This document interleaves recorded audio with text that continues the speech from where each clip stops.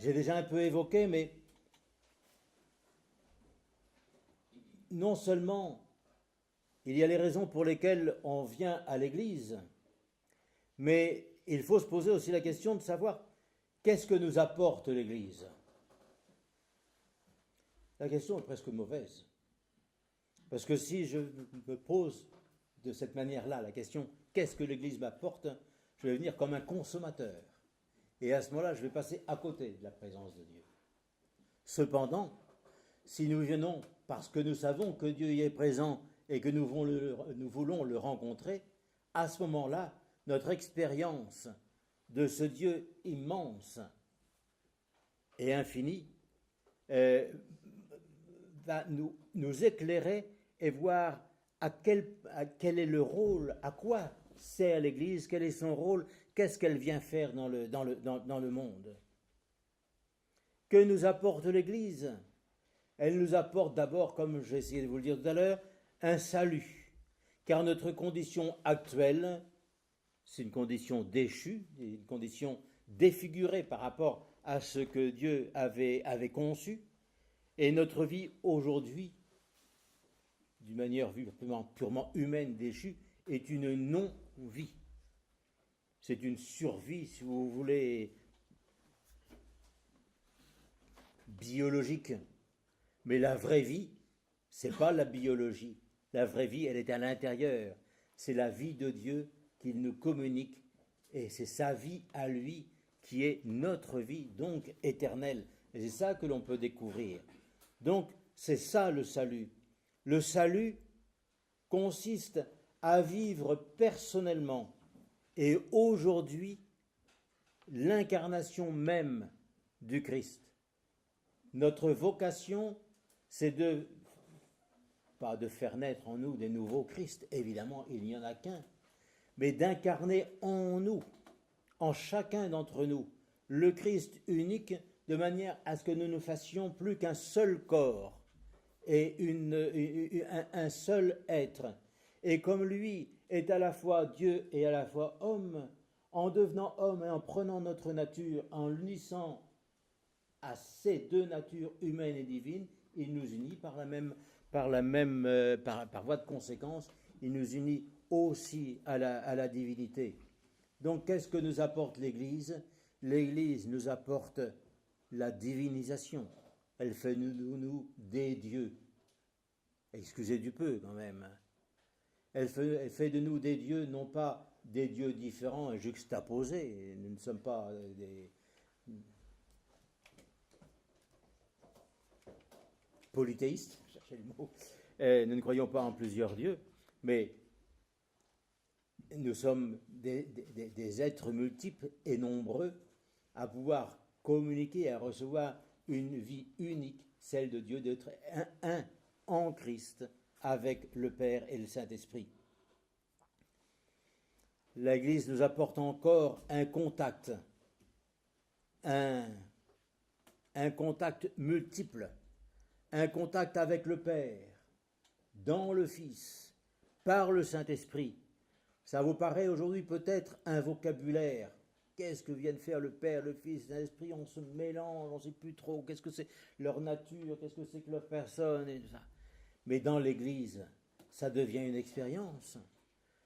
Je ne vais pas faire le test, mais je peux demander quelquefois à des plus jeunes s'ils ont l'expérience du Saint-Esprit, et je suis sûr qu'ils me répondent oui. Si je leur demande comment ils en font l'expérience, ils ne pourront peut-être pas le dire. Mais cette expérience-là, ils la font véritablement, parce qu'elle nous est naturelle. Et les contacts qui s'établissent non seulement est avec le Père, le Fils et le Saint-Esprit, ce qu'on va découvrir petit à petit, mais c'est aussi un contact avec le monde angélique, avec les anges. Il est bon ton aujourd'hui de ne plus croire aux anges, mais les anges, ils nous entourent, les anges, ils vivent en nous, les anges, on les côtoie tous les jours, on ne les voit pas avec les yeux de la chair, mais si on a un œil intérieur dont on parlera demain, les anges, on peut les voir, il est naturel de les voir, il est naturel de vivre avec eux. Mais le contact, il ne se fait pas simplement non plus avec les anges, mais il se fait avec tous les hommes, non seulement avec vous, à 80 qui êtes ici, mais avec tous ceux qui habitent à des centaines de kilomètres, ceux qui sont restés à la maison, ou comme je vous disais tout à l'heure, ceux qui sont morts déjà, qui sont morts avant nous, qui nous ont précédés, que ce soit depuis 8 jours ou depuis aujourd'hui, ou depuis des centaines et voire des milliers d'années. L'Église, elle nous apporte ce contact avec tous, et même avec tout le cosmos. C'est l'univers entier qui a été créé pour être une nourriture pour l'homme, et que l'homme englobe en quelque sorte par la sainteté qu'il reçoit de Dieu, et qu'il communique à ce cosmos, à toutes les galaxies, au monde matériel et au monde non matériel qui nous entoure.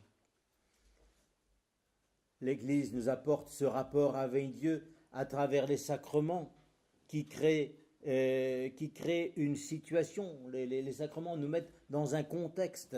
Et les sacrements déposent en nous des germes de cette vie éternelle, de cette vie divine. Et on vous recommande de prier, l'Église vous recommande de prier, à moi aussi d'ailleurs. Et l'Église nous recommande ça, mais de manière à ce que par la prière, nous fassions véritablement l'expérimentation de ce que la foi de l'Église nous présente et auquel nous essayons laborieusement de participer. Mais avec les sacrements, avec la prière, il y a aussi la rébarbative ascèse qui fait retrancher de nous volontairement les inclinations égocentriques qui nous séparent de la vraie vie. Et par cette ascèse qui nous fait oublier notre égoïsme, on crée le Saint-Esprit crée une brèche dans notre cœur, de manière à ce que par cette brèche puisse s'engouffrer un petit peu quelque chose de la vie divine, et qui peu à peu prend racine et s'élargit jusqu'à de dominer notre être tout entier. Qu'est-ce qu'on vient chercher dans l'Église ? Ou plus exactement, qu'est-ce qu'on trouve dans l'Église ? On trouve, comme je vous disais tout à l'heure, une nouvelle vie à travers la maladie dont tous, à laquelle nous sommes confrontés tous, d'une manière ou d'une autre, un jour ou l'autre. Dans l'Église, en recevant l'Esprit Saint, nous trouvons une transfiguration de la souffrance et de la maladie. Nous voyons que la maladie n'est pas simplement une déchéance, elle est certes une déchéance biologique, mais elle est en même temps un appel, et pour beaucoup une grâce, pour dépasser notre égoïsme personnel et enfin à nous révéler ce que nous sommes véritablement, des êtres de communion qui oublions notre souffrance ou nos drames personnels pour continuer à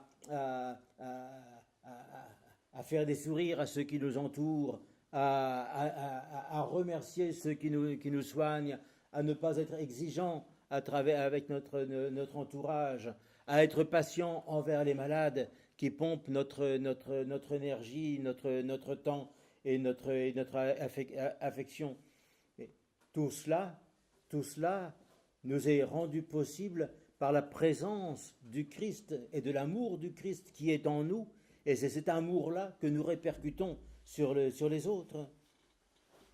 Qu'est-ce que l'Église nous apporte encore ? Mais lorsque vous vous mariez à l'Église, j'entends, avec le sacrement de l'Église, mais votre mariage prend une toute autre dimension. D'accord, il faut toujours que vous fassiez la vaisselle pour aider madame. D'accord, il faut encore que vous travailliez pour amener de l'argent à la maison. D'accord, quelquefois vous n'êtes pas toujours d'accord sur certaines choses. Il y a les contraintes aussi de la vie conjugale. Mais en même temps, il y a un amour. Je ne parle plus de l'amour affectif qui unit l'homme et la femme dans le couple.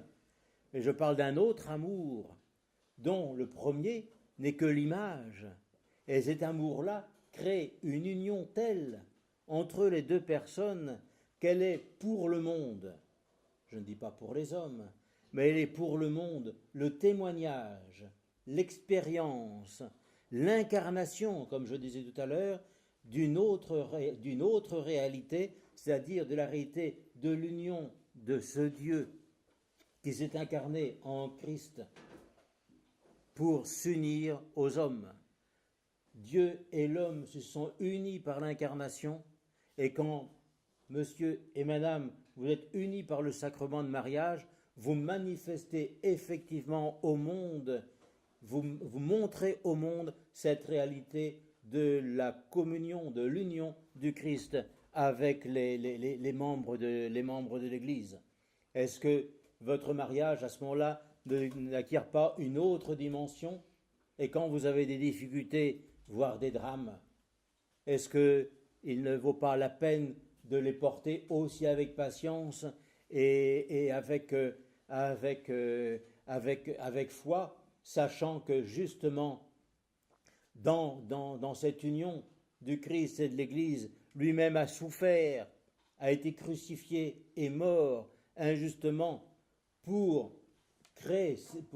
assumer cette réalité d'union de Dieu et de l'homme, et nous-mêmes dans notre mariage, pour ceux qui sont mariés, et pour nous-mêmes dans notre mariage, est-ce que nous ne pouvons pas supporter aussi avec le Christ, au nom du Christ, avec sa force à lui, les échecs, les douleurs, les difficultés, les drames qui peuvent survenir, sachant que c'est sa croix que nous portons et que c'est sa résurrection, sa transfiguration qu'à travers ça, il va nous communiquer.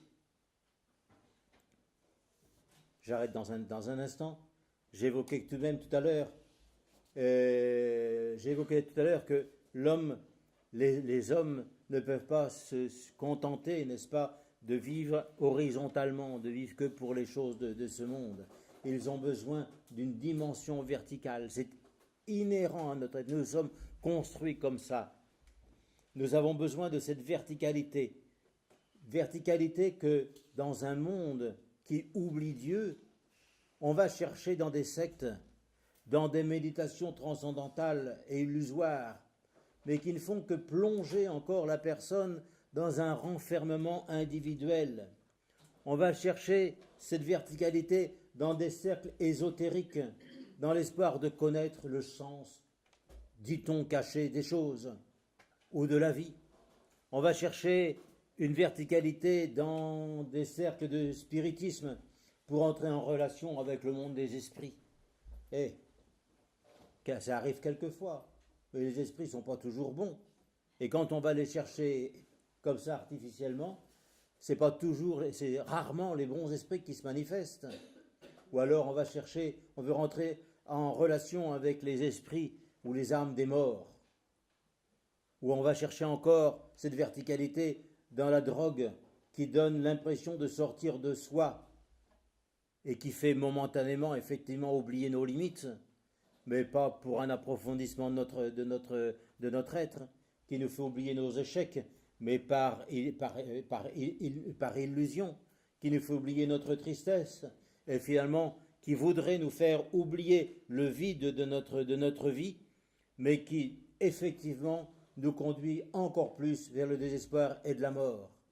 Alors que dans l'Église, on découvre cette verticalité dont nous avons besoin, parce que nous-mêmes, nous sommes des êtres verticaux, non seulement parce que nous avons les pieds sur la terre et la tête tout de même dans le ciel, même si c'est qu'à 1,80 m, mais parce que nous sommes des êtres formés de matière et d'esprit, donc nous sommes à la fois présents avec le Christ sur terre et déjà dans le ciel. Nous sommes nous aussi, chacun de nous, comme le Pantocrator que vous allez voir tout à l'heure, nous sommes tout puissants, non pas d'une puissance personnelle évidemment, mais par communion avec lui, nous dominons le monde, nous sommes tous les seigneurs du monde, nous sommes les maîtres du monde, comme le Seigneur nous l'a dit, il a créé l'homme pour que l'homme soit le maître de la nature, qu'il la gère et qu'il la domine. Et c'est ça que nous sommes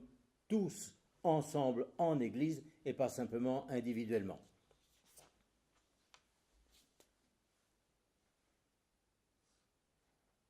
En guise de conclusion,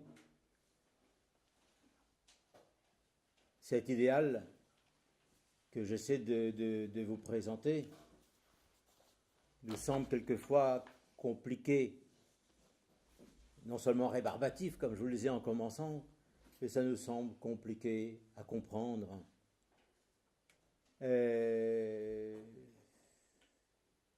Il est vrai que dans notre éducation, on nous éduque, on éveille à l'école, on éveille nos sens intellectuels, mais que bien souvent, notre sens intérieur, notre foi, on ne la développe pas. On prend une conscience des sciences qui nous sont enseignées, des philosophies qui nous sont enseignées, une connaissance des choses, mais la connaissance de notre foi, souvent, elle reste assez primaire.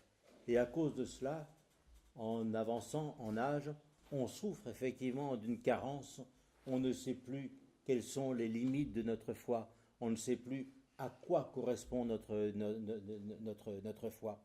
Donc, une des premières choses qu'il convient de faire, c'est d'éduquer nos enfants avec cette foi vivante en un Dieu présent et qui agit véritablement dans notre vie, mais après, que chacun d'entre nous, puisque ce n'est pas l'école qui le fait, et pour cause surtout dans nos pays, que chacun d'entre nous, quel que soit notre âge, ayons à cœur de développer aussi la connaissance du contenu de notre foi, et ce contenu-là appris, si je peux dire, à travers des livres, à travers des récits, à travers éventuellement des homélies ou je ne sais quoi, fécondé par la vie que vous recevez, par les sacrements dans l'Église, par votre vie de prière, chacun d'entre vous, et par un minimum d'ascèse, tout cela, ça va petit à petit, ça va croître, et la vie en Dieu va vous paraître beaucoup plus facile qu'elle ne paraît au premier abord. Parce que, qu'est-ce que ce Dieu que je vous présentais tout à l'heure, ce Dieu immense qui se fait tout petit pour être à notre dimension, qu'est-ce qu'il attend de nous? Il attend de nous la contribution la plus petite que l'on puisse demander. Il ne demande presque rien. Il demande simplement avoir la foi, croire en lui. Mais croire en lui, c'est-à-dire pas croire en un système, mais croire qu'il est présent et qu'il agit dans nos vies. Si on croit ça, on est sauvé. Après, on a envie, évidemment, de voir davantage comment Dieu se manifeste, de le sentir davantage, de voir comment on est unis les uns les autres. Et tout ça, ça fait partie de l'évolution de notre foi. Mais fondamentalement, ce qui est nécessaire, c'est d'abord d'avoir la soif, d'avoir la foi, et pour avoir la foi, il faut la lui demander. Si on le demande, c'est aussi parce qu'on l'a déjà. Et aller à l'église de Pierre, à l'église construite, sans avoir cette foi, à la limite, ça ne servirait à rien, je dis à la limite, car ça peut servir aussi s'il y a une recherche de quelque chose que l'on ne connaît pas, si on attend une illumination, si on a l'intuition que là, il y a quelque chose qui se passe et qui nous dépasse et auquel on voudrait bien participer nous aussi. Combien, je ne vous demande pas de répondre, mais combien ont vu leur vie changer radicalement à partir du moment où ils ont adhéré avec foi à l'Église, où ils ont communié avec foi, où ils ont participé aux liturgies avec foi. Pour beaucoup d'entre eux et beaucoup d'entre vous, c'est une véritable transfiguration qui est la preuve, pas par neuf, mais par l'infini, qui est la preuve que Dieu véritablement est présent et qu'il agit parmi nous. Il est véritablement vivant, celui devant lequel nous nous tenons.